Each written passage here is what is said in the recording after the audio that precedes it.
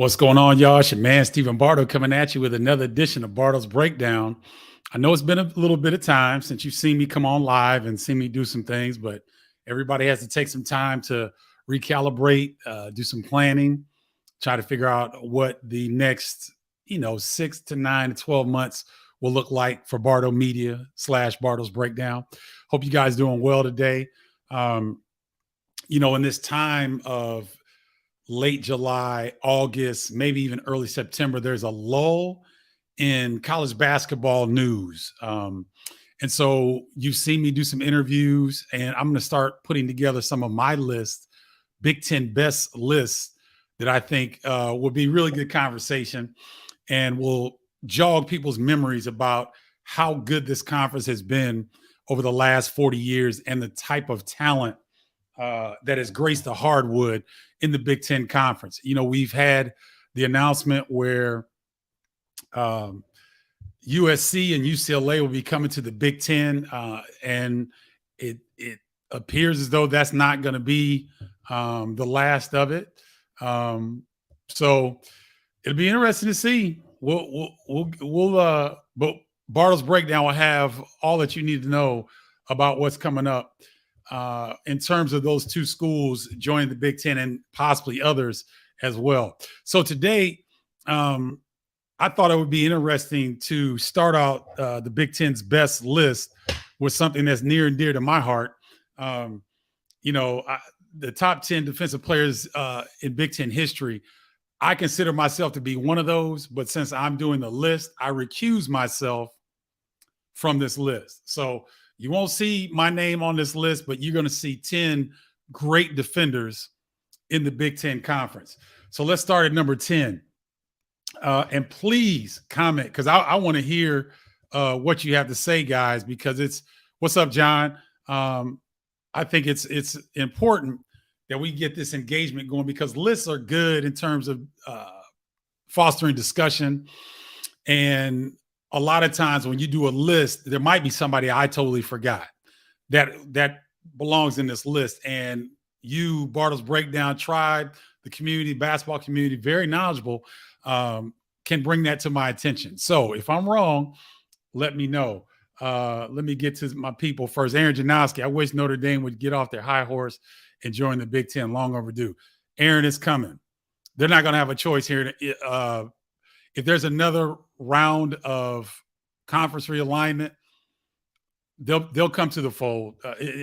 There's too much money on the table that I don't think that they can sit on the sidelines anymore. What's up, Lex Anderson? Good to see you, my man. Larry Smith, my brother from another mother, my Flying Illini teammate says I was top 5 easy. I don't know about that, boo, but I appreciate you, brother. Love you. Amy Burns Martin. What's up, Amy? Put your name on the list. You know what, Amy? I just wanted to say at the top, listen, I consider myself a top 10 defender of all time in the Big Ten. The reason being is that when I was coming through the Big Ten, it was the toughest it's ever been. The mid to late 80s, early 90s was in my opinion, was the heyday of Big Ten basketball. Many people from Bardo's Breakdown tribe have heard this. In my junior and senior years alone in Illinois, we had 17 first and second round draft picks of the NBA. My last 2 years only. The first 2 years, we can go to Gary Grant, Antoine Jobert, all these players that grace the Big Ten hardwood. So thank you, Amy and Larry Smith. I appreciate you. What's up, Mike Henry? Good to see you, my man. Iowa Hawkeye, great. I'd be interested, Mike, to hear what you have to say about this list. So let me get into it. Starting at number 10, Mike Kelly of Wisconsin. Mike Kelly was the Big Ten Defensive Player of the Year in 1999. He was number 2 all-time in steals in the Big Ten behind Aaron Craft. He had 275 steals. Now, this is the late 90s, early 2000s. So think about that for a second, how good Mike was defensively in terms of coming up with steals. So he's number 2 all-time in the Big Ten behind Aaron Craft. And Aaron Craft is way out there ahead of even Mike Kelly. So just a hint. posted single game Big Ten record of 10 steals versus Texas, and he led the Badgers to the 2000 Final Four. Mike Kelly has also turned out to be a pretty good college basketball color analyst. I don't know that he's still doing it. He was working with Big Ten Network at the beginning of the Big Ten Network's inception, but I'm not sure if he's doing anything local around the Wisconsin Badgers right now. But Mike Kelly, heck of a defender, comes in at number 10. Number 9, Victor Oladipo from Indiana. Now, a lot of people will think that Victor was just an offensive juggernaut. He was an athletic wizard, in my opinion. Really did a fantastic job for the Indiana Hoosiers program, and he was Big Ten and National Defensive Player of the Year in 2013. He was a 2-time Big Ten All-Defensive Team member. That's not easy to do, ladies and gentlemen. And he was first-team All-American in 2013.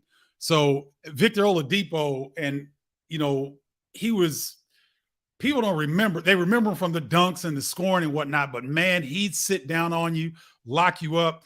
And to further that point, Victor was the NBA steals leader, led the NBA in steals in 2018. He's a 2-time All-Star. So Victor Oladipo not only had great success in the Big Ten, but he continued his success even on the defensive end at the next level at the NBA, leading the NBA in steals. Let's see. Come on, Stephen Bardo. You're Big Ten Defensive Player of the Year as a junior year. In my opinion, the greatest Illini team ever. I appreciate you, Bo, but this ain't about me. This is about the other guys on this list. But thank you. I appreciate that. Coming in at number 8, my man, Rayfel Davis, Purdue. Rayfel was the Big Ten Defensive Player of the Year in 2015.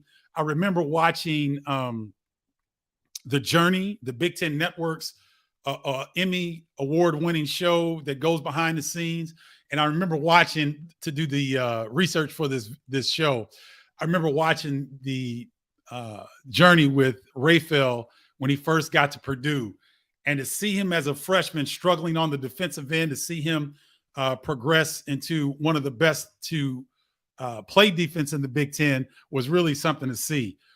Big Ten Defensive Player of the Year 2015. He was a 2-time first team all-defensive team member, and he's turned out to be a really good color analyst with the Big Ten Network. He and Trey Demps have started a podcast, that I think is really good. And it's kind of a play off of what Draymond Green said about the new media. So look out for this podcast with Rayfel Davis and Trey Demps. It's going to be really good. I was fortunate enough to be on their first episode. I felt honored for that. And that's not why I put Rayfel Davis on this list. I put Rayfel on this list because he was one of the best defenders that I've ever seen since covering the Big Ten as a color analyst. So Rayfel comes in at number 8. Let me see. I got another comment here. Let's see. TJ Tracy says, you're being modest, Steve.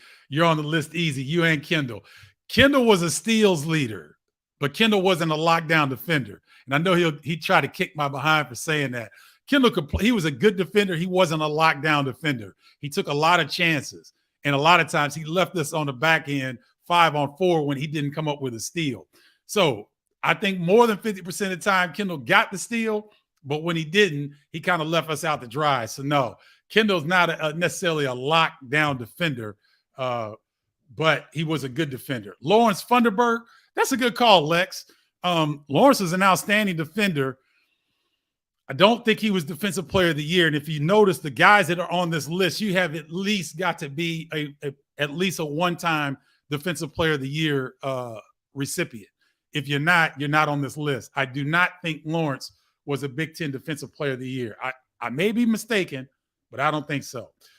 Let's keep going. Number 7, Jawan Johnson at Purdue. You're going to see Purdue a few times, ladies and gentlemen, because quite frankly, Matt Painter gets a lot of credit for being an offensive guru, but he doesn't get credit for being a defensive guru. And he's had some tremendous defensive players come through his program since he's been coaching at Purdue. One of them is the big fella, Jawan Johnson, Big Ten Player of the Year and Defensive Player of the Year. Do you know how hard that is to do? you're the conference's player of the year and you're the defensive player of the year, that means that Jawan Johnson was one of the most dominant players in all of college basketball in 2011. He was also a two-time first team All Big Ten performer overall, and then three-time All Big Ten defensive team member and first team All American in 2011. Jawan Johnson was a monster inside, ladies and gentlemen. Could score. He had a really high release on the fadeaway, but he was great at blocking shots and was doing his thing. John, we're only at number 7. Hang in there, buddy. Hang in there. Be patient. I'm only at number 7. Number 6, another Purdue Boilermaker. Kenneth Lowe, ladies and gentlemen, was tough as nails. I believe Kenneth Lowe and Lewis Jackson in the backcourt caused a lot of headaches for opposing coaches in the Big Ten. Kenneth was a 2-time Defensive Player of the Year, 2003, 2004, second team All Big Ten guard in 2004, third team All Big Ten guard in 2003. If you remember, Kenneth was, what was he, about 6'4", but he's about 215, 220, big, rugged, strong, nasty dude, man. Like, reminded me of myself a little bit. He was much bigger and stronger in terms of weight and size. I don't know about stronger. I was pretty strong. But no, Kenneth was a great on-ball defender, was an underrated rebounder from the guard position, and went on where is it? I think Kenneth went on. Yeah, he played 9 years overseas. He got a chance to play in Turkey, Hungary, Germany, Venezuela, and Finland. So he had a heck of a career overseas. And most recently, he was coaching with Miami University of Ohio. I don't know where he is right now because I think they had a regime change. So Kenneth Lowe of Purdue comes in at number 6. Coming in at number 5, we have Ken Johnson of Ohio State. Ken Johnson was an elite shot blocker, top 10 all time in terms of shot blockers in NCAA tournament history, number 1 blocks all time in Ohio State history, and number 1 shot blocker in Big Ten history. Now think about that, ladies and gentlemen. Before the game has shifted away from the bigs, and even with the Big Ten Conference, has held on to that big man aura a little bit longer than the rest of the country has in terms of college basketball. So all the big men that have graced the courts in the Big Ten, all the talented big men, and Ken Johnson's number 1 all time in Big Ten history and blocks. That's an amazing statistic to me. And big ups to Ken Johnson, the big fella from Ohio State that had an outstanding career. Coming in at number 4, Chris Kramer at Purdue. Now, to me, Chris could have been number 1 on this list. He was that good. Very similar to Kenneth Lowe. I think he was a better athlete. Chris Kramer, yeah, he's one of the better athletes on this list, in my opinion. You're talking about a guy who was a 2-time Defensive Player of the Year, 2008, 2010. He was third team All Big Ten in 2008. And at the time, he was the first 4-time first team All Defensive Team member. He was the first of his kind to do it. First player to ever do it in the Big Ten at the time. So Chris Kramer from Purdue, yet another Purdue Boilermaker. I believe that we have 4. Yes, we have 4 Purdue members on this list. He's number 4. So Chris Kramer comes in, ironically, at number 4. Number 3 might be the best player overall on this list. Gary Grant was a monster. Now, I know you young people may not have heard of Gary Grant from Michigan, but you need to go look him up. To me, probably the best two-way player on this list. 2-time Defensive Player of the Year in 1987, 1988. He's number 1 in assists and steals in Michigan program history. He's number 4 scorer all time at Michigan. I'm going to say that again. He's number 4 all-time scorer at Michigan. That's a heck of a stat. You're 2-time Defensive Player of the Year in the Big Ten. You're number 4 scorer all-time at Michigan. And then to top it off, Gary was the 15th pick in the 1988 draft. He got drafted by the Seattle Supersonics. He enjoyed a 12-year career in the NBA with stops with the Clippers, Heat, Knicks, and Blazers. Gary Grant, ladies and gentlemen. And I was a freshman going up against him, and my brother Craig used to rub it in, man. He's like, dude, you're a pretty good defender, but Gary Grant wore your ass out. He was right. Can't lie. Let me see. Oh, okay. Lex had something.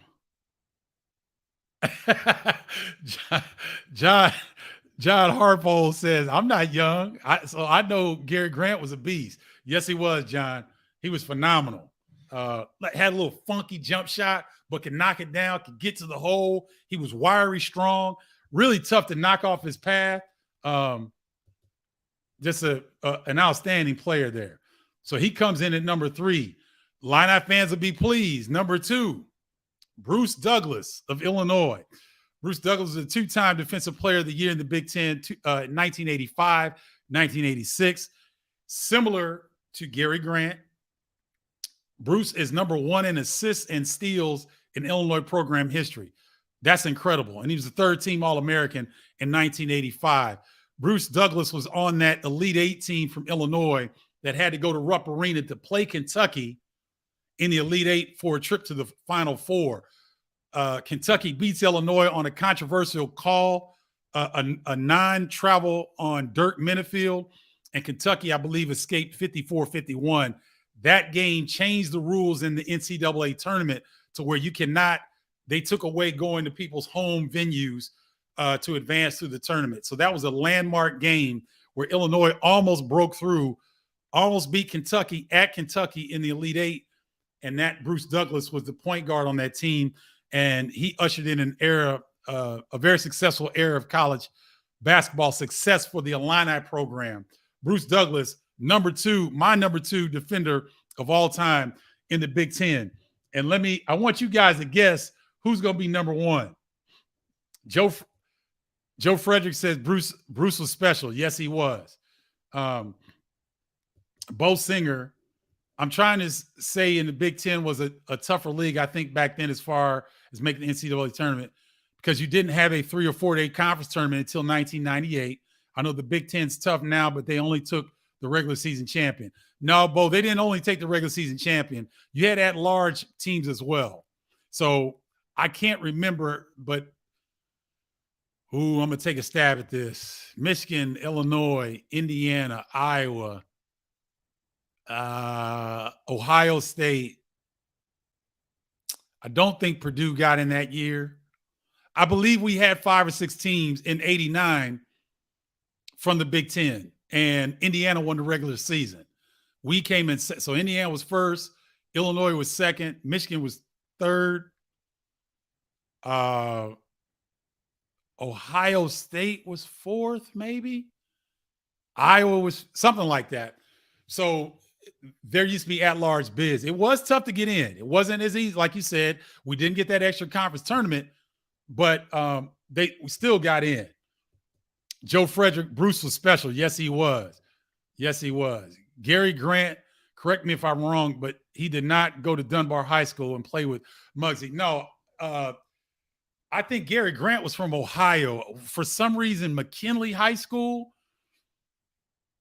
in either Cleveland or Columbus is ringing a bell right now. But I think Gary Grant, they called him the General. The General was from the state of Ohio. Joe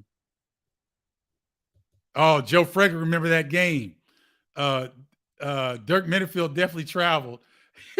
Got hosed at Rip Arena. That's funny. Rupp Arena, but Rip Arena, because they ripped it away from the Illini. Canton, McKinley. Okay, thank you, Joe. I knew it was McKinley High School. I didn't know it was in Canton. John Harpo has Aaron Kraft. Let's see. Yes, that's right. Only took the regular season. All right, so who you guys have is the Big Ten's all-time best defender. Who do you have? He didn't go to Purdue. He didn't go to Illinois. He didn't go to Indiana or Iowa. He's a Buckeye. And this shouldn't be any surprise to anybody.